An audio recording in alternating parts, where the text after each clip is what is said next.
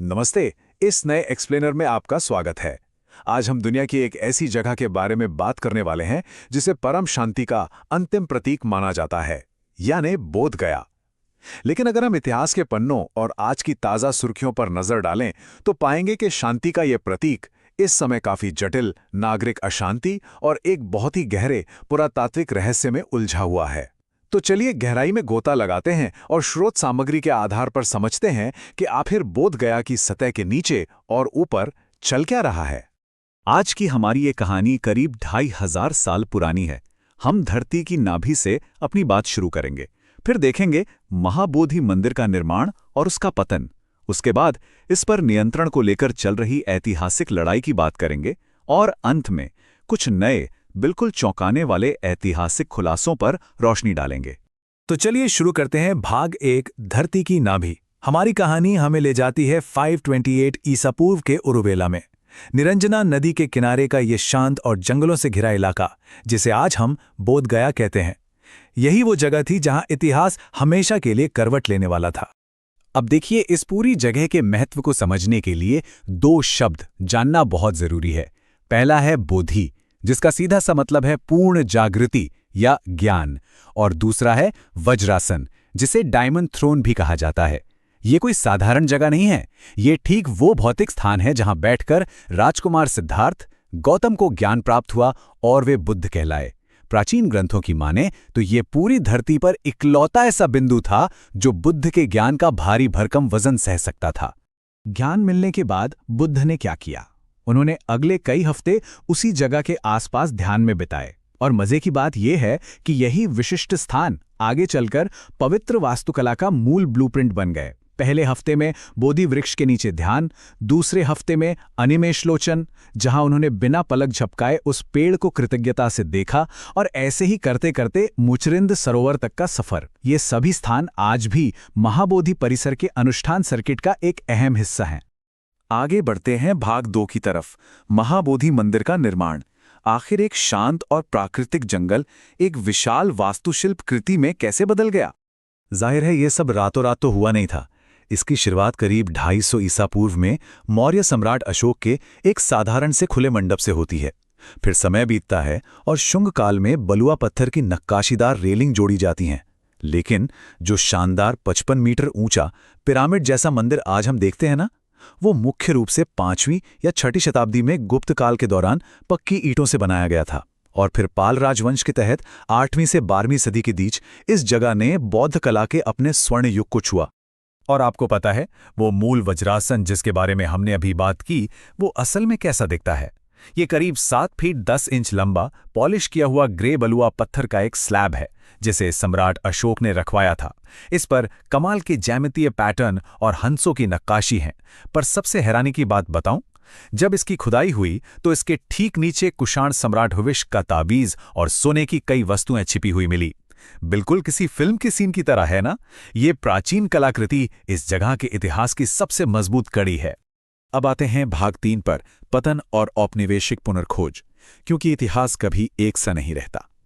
13वीं शताब्दी में तुर्क अफगान आक्रमणों के बाद इस महान अंतर्राष्ट्रीय केंद्र का धीरे धीरे पतन शुरू हो गया। साल 1590 में एक बहुत बड़ा टर्निंग पॉइंट आता है।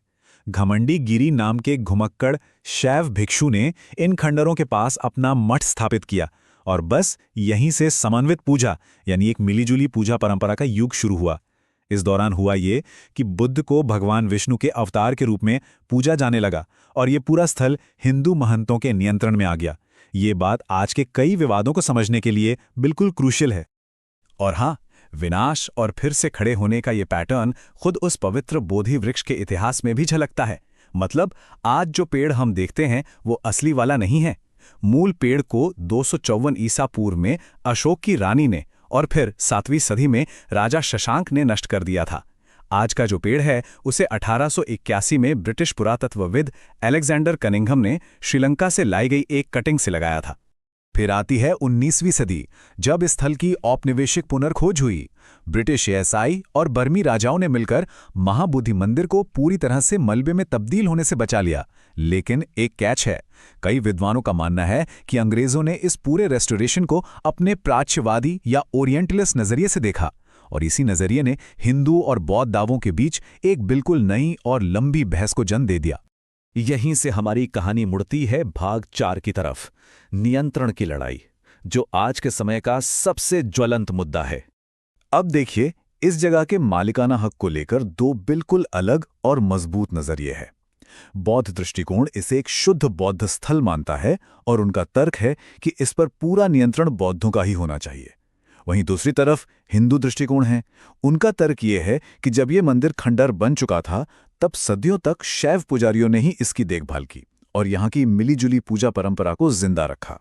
ये विवाद कोई आज का नहीं है। 1891 में शुरू हुए अभियान से लेकर 1949 के बोधगया मंदिर अधिनियम तक बात पहुंची, जिसने एक जॉइंट हिंदू बौद्ध मैनेजमेंट कमेटी बनाई, लेकिन मामला सुलझा नहीं। 2012 में सुप्रीम कोर्ट में याचिकाएं गईं और हाल ही में 2025 आते आते ये तनाव अनिश्चितकालीन भूख हड़ताल तक पहुंच गया। और अगर हम बिल्कुल हालिया घटनाओं पर नजर डालें तो स्रोत सामग्री बताती है कि 2025-2026 में विरोध काफी उग्र हो गया है। बौद्ध भिक्षु उस 1949 के एक्ट को पूरी तरह से खत्म करने की मांग कर रहे हैं। फरवरी 2025 में तो आधी रात को पुलिस को आकर हड़ताली भिक्षुओं को हटाना पड़ा। ये पूरा झगड़ा एक 9 सदस्यीय प्रबंधन समिति के स्ट्रक्चर को लेकर है और फिलहाल भारत का सुप्रीम कोर्ट धार्मिक अधिकारों के इन बेहद अहम सवालों पर सुनवाई कर रहा है। चलिए अब रुक करते हैं भाग 5 का, नए छिपे हुए इतिहास को उजागर करना। अदालती विवाद अपनी जगह हैं, लेकिन साइंस और तकनीक जमीन के नीचे से कुछ और ही कहानी बयां कर रहे हैं। हाल ही में कार्डिफ विश्वविद्यालय और बिहार विरासत विकास सोसाइटी ने जो खोजा है वो लिटरली दिमाग घुमा देने वाला है। ग्राउंड पेनिट्रेटिंग रडार का इस्तेमाल करके उन्होंने जमीन के नीचे एक विशाल किलेबंद मठ, दीवारें और खाइयां ढूंढी हैं। सोचिए, करीब 5 एकड़ में फैली संरचनाएं। और तो और इससे ये भी साबित हुआ कि प्राचीन काल में निरंजना नदी आज की तुलना में कहीं और बहती थी। ये सारी बातें 7वीं सदी में चीनी यात्री ह्वेनतान सांग के लिखे उस विवरण को सच साबित करती हैं, जिसमें उन्होंने एक विशाल यूनिवर्सिटी का जिक्र किया था। तो इसका मतलब क्या है? मतलब साफ है कि जो कुछ हम आज सतह पर देखते हैं वो तो बस एक बहुत छोटा सा हिस्सा है। इन खोजों से यह साबित हो गया है कि आधुनिक यूनेस्को साइट की मौजूदा दीवारों के ठीक बाहर जमीन के नीचे एक पूरा का पूरा प्राचीन शहर दबा पड़ा है। एक तरफ तो विज्ञान हमें जमीन के नीचे दबे एक विशाल साम्राज्य के दर्शन करा रहा है और दूसरी तरफ जमीन के ऊपर मालिकाना हक को लेकर एक ऐतिहासिक कानूनी लड़ाई चल रही है। तो ऐसे में एक बड़ा दिलचस्प सवाल उठता है, दीवारों के ठीक बाहर दबे एक इतने बड़े प्राचीन शहर और अदालतों में चल रहे कड़े स्वामित्व विवाद के बीच आखिर धरती की नाभि की वास्तविक सीमा है क्या? क्या वो सिर्फ उतनी है जो जमीन के ऊपर दिखती है, या वो जो सदियों से नीचे दबी हुई है? ये एक्सप्लेनर यहीं समाप्त होता है, लेकिन बोधगया की कहानी निश्चित रूप से अभी खत्म नहीं हुई है। सुनने के लिए बहुत बहुत शुक्रिया।